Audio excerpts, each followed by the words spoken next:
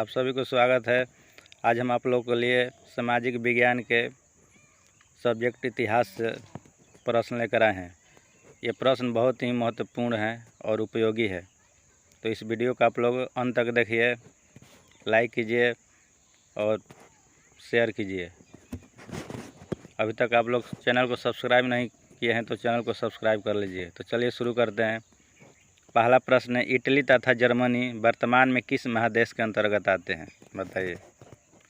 Italy तथा Germany वर्तमान में किस महादेश के अंतर्गत आते हैं? तो ये यूरोप महादेश के अंतर्गत आते हैं। किस महादेश के अंतर्गत? यूरोप। चलिए अगला प्रश्न है, फ्रांस में किस शासन वंश की पुनः स्थापना वियना कांग्रेस द्वारा की गई थी? फ्रांस में किस शासन वंश की पुनः स्थापना वियना कांग्रेस द्वारा की गई थी? बताइए। तो बुर्बो वंश। किस वंश? बुर्बो वंश के द्वारा। तो इसका भी ऑप्शन नंबर सी होगा। चलिए अगला प्रश्न है, मेजनी का संबंध किस संगठन से था? बताइए। मेजनी का संबंध किस संगठन से था? तो ये कार्बोनरी, ऑप्शन नंबर बी होगा। चलिए अगला प्रश्न है, इटली एवं जर्मनी के एकीकरण के विरुद्ध निम्न में कौन था? इटली एवं जर्मनी के एकीकरण के विरुद्ध निम्न में कौन था? बताइए। ऑस्ट्रिया। कौन था? ऑस्ट्रिया, ऑप्शन नंबर सी होगा। चलिए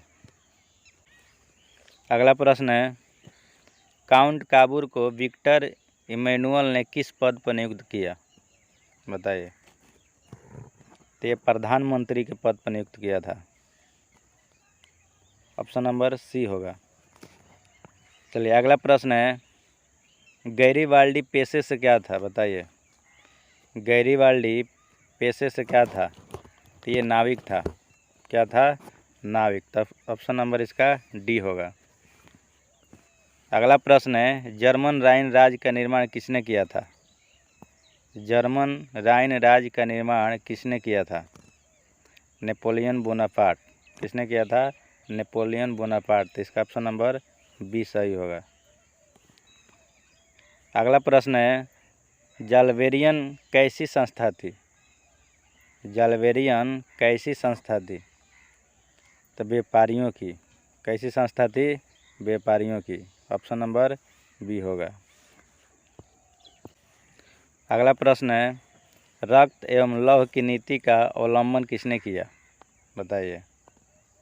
बिस्मार्क ने। किसने किया था? बिस्मार्क ने। तो ऑप्शन नंबर सी होगा। अगला प्रश्न है, फ्रैंकफर्ट की संधि कब हुई? फ्रैंकफर्ट की संधि कब हुई? बताइए। तो 1871 में। कब हुई थी? 1871 में। तो इसका ऑप्शन नंबर डी सही होगा। अगला प्रश्न है, नेपल्स की क्रांति कब हुई थी? बताइए। नेपल्स की क्रांति कब हुई थी? 1821 ईस्वी में। कब हुई थी? 1821 में। तो ऑप्शन नंबर बी इसका सही होगा। अगला प्रश्न है, चार्टिस्ट आंदोलन कहाँ हुआ? चार्टिस्ट आंदोलन कहाँ हुआ? बताइए। तो ये इंग्लैंड में हुआ था। ये आंदोलन कहाँ पर हुआ था? इंग्लैंड में। तो ऑप्शन नंबर डी इसका सही होगा। चलिए अगला प्रश्न है, अभी तक आप लोग चैनल को सब्सक्राइब नहीं किए हैं तो चैनल को सब्सक्राइब कर लीजिए और लाइक कीजिए और शेयर कर दीजिए। चलिए अगला प्रश्न है, यूनान को एक स्वतंत्र राष्ट्र घोषित किया गया था। कब घोषित किया गया था? बताइए। तो ये 1832 ईस्वी में किया गया था। तो इसका ऑप्शन नंबर बी सही होगा। अगला प्रश्न है, कार्बोनरी संगठन किस वर्ष हुआ? बताइए। कार्बोनरी संगठन किस वर्ष हुआ? तो ये 1810 ईस्वी में हुआ था। कब हुआ? 1810 में। तो इसका ऑप्शन नंबर सी सही होगा। चलिए अगला प्रश्न है, एड्रियानोपुल की संधि कब हुई? बताइए। तो 1829 ईस्वी में। कब हुई थी? 1829 में। तो ऑप्शन नंबर बी सही होगा इसका। अगला प्रश्न है, एड्रियानोपुल की संधि किन दो देशों के बीच हुई? बताइए। एड्रियानोपुल की संधि किन दो देशों के बीच हुई? तो तुर्की रूस के बीच में, तुर्की और रूस के बीच में। तो ऑप्शन नंबर ए इसका सही होगा। चलिए अगला प्रश्न है, सेडौन का युद्ध किनके बीच हुआ? सेडौन का युद्ध किनके बीच हुआ बताइए? तो ये फ्रांस और प्रासा के बीच। किसके बीच हुआ? फ्रांस और प्रासा। तो इसका ऑप्शन नंबर सी सही है। चलिए अगला प्रश्न है, पोलैंड के विद्रोह को किसने कुचल दिया? पोलैंड का जो विद्रोह है उसको किसने कुचल दिया बताइए? तो रूस ने। Option number A. अगला प्रश्न है, सन 1870 में फ्रांस और प्रासा के बीच युद्ध कहाँ हुआ था?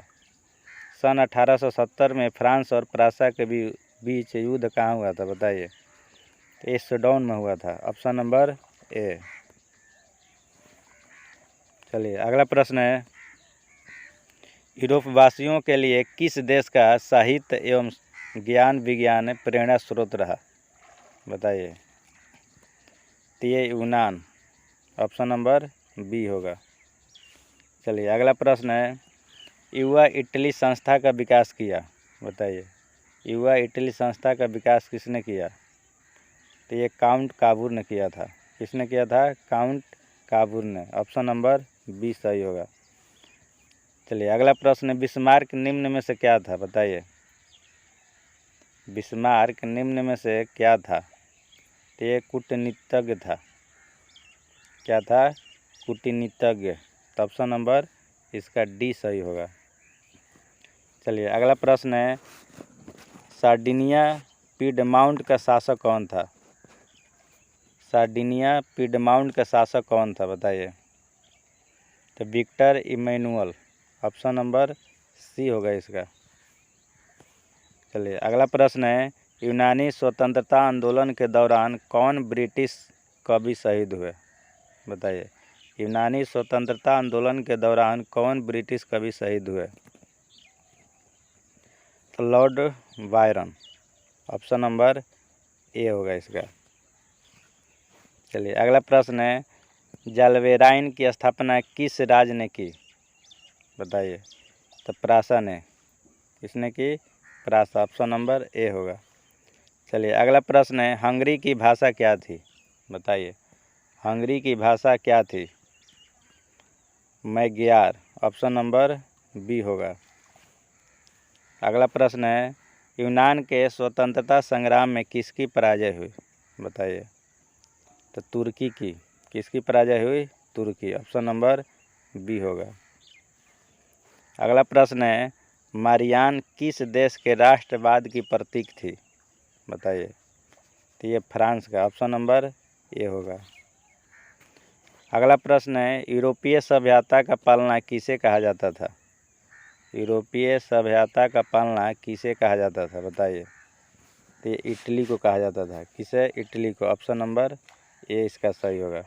चलिए अगला प्रश्न है, एक्ट ऑफ यूनियन किस वर्ष पारित हुआ? एक्ट ऑफ यूनियन किस वर्ष पारित हुआ बताइए? तो 1688 में। ऑप्शन नंबर ए इसका सही होगा। चलिए अगला प्रश्न है, 1789 की फ्रांसीसी क्रांति के समय वहाँ किस राजवंश का शासन था बताइए? 1789 की फ्रांसीसी क्रांति के समय वहाँ किस राजवंश का शासन था बताइए? बुर्बो। Option number C. चलिए अगला प्रश्न है, नेपोलियन संहिता किस वर्ष लागू की गई बताइए? नेपोलियन संहिता किस वर्ष लागू की गई? 1804 में। ऑप्शन नंबर डी होगा। अगला प्रश्न है, जर्मनी के एकीकरण के लिए बिस्मार्क ने कितने युद्ध किए? जर्मनी के एकीकरण के लिए बिस्मार्क ने कितने युद्ध किए बताइए? 3 युद्ध। ऑप्शन नंबर सी होगा। अगला प्रश्न है, वियना कांग्रेस में कौन राष्ट्र सम्मिलित नहीं था? वियना कांग्रेस में कौन राष्ट्र सम्मिलित नहीं था बताइए? जर्मनी। Option number D. अगला प्रश्न है, वियना वियना, यहाँ वियन लिखा, वियना कांग्रेस में पवित्र संघ की योजना किसने प्रस्तुत की, बताइए। रूस ने। ऑप्शन नंबर ए होगा। अगला प्रश्न है, यंग इटली के संस्थापक कौन था, बताइए। यंग इटली के संस्थापक कौन था, मेजीनी। Option number C. अगला प्रश्न है, फ्रांस के किस राजा ने कहा था, अंग्रेजी राजा की भांति शासन करने की अपेक्षा लकड़ी काटना अधिक पसंद करूंगा, बताइए। चार्ल्स दसम ने। किसने कहा था, चार्ल्स दसम। ऑप्शन नंबर डी होगा। चलिए अगला प्रश्न है, प्रासा का शासक कौन था, बताइए। विलियम प्रथम। ऑप्शन नंबर डी होगा। अगला प्रश्न है, यूरोप का मरीज किसे कहा जाता था, बताइए।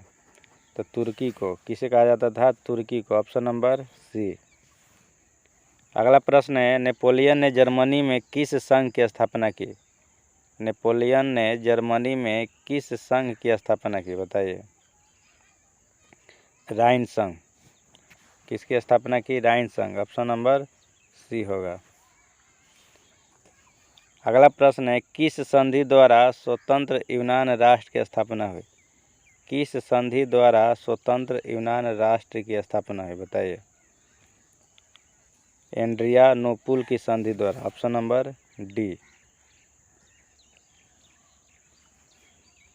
अगला प्रश्न है, यंग यूरोप की स्थापना किसने की थी, यंग यूरोप की स्थापना किसने की थी, बताइए। मेजिनी ने। Option number B. अगला प्रश्न है, नौ गुएल्फ आंदोलन कहाँ हुआ था, नौ गुएल्फ आंदोलन कहाँ हुआ था, बताइए। इटली में। कहाँ हुआ था, इटली में। ऑप्शन नंबर ए होगा। अगला प्रश्न है, मेटरनी कौन था, मेटरनी कौन था, बताइए। तो ये ऑस्ट्रिया का चांसलर था। Option number A. अगला प्रश्न है, कार्बोनारी की स्थापना किस वर्ष हुई थी, बताइए। कार्बोनारी की स्थापना किस वर्ष हुई थी, 1810 में। Option number A. अगला प्रश्न है, 1830 की क्रांति के बाद फ्रांस में किस प्रकार का शासन स्थापित हुआ, 1830 की क्रांति के बाद फ्रांस में किस प्रकार का शासन स्थापित हुआ, तो निरंकुश राजतंत्र। Option number A. अगला प्रश्न है, लाल कुर्ती नामक संस्था का गठन किसने किया था, लाल कुर्ती नामक संस्था का गठन किसने किया था, बताइए। तो गैरीबाल्डी ने। Option number D.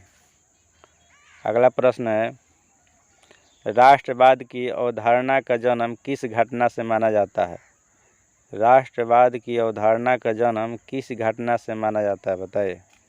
पुनर्जागरण। Option number A. अगला प्रश्न है, रक्त और लौह की नीति किसने अपनाई, रक्त और लौह की नीति किसने अपनाई, बताइए। तो बिस्मार्क ने। किसने अपनाई, तो बिस्मार्क ने।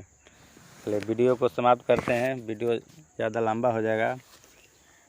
चलिए अगले वीडियो में मिलते हैं फिर।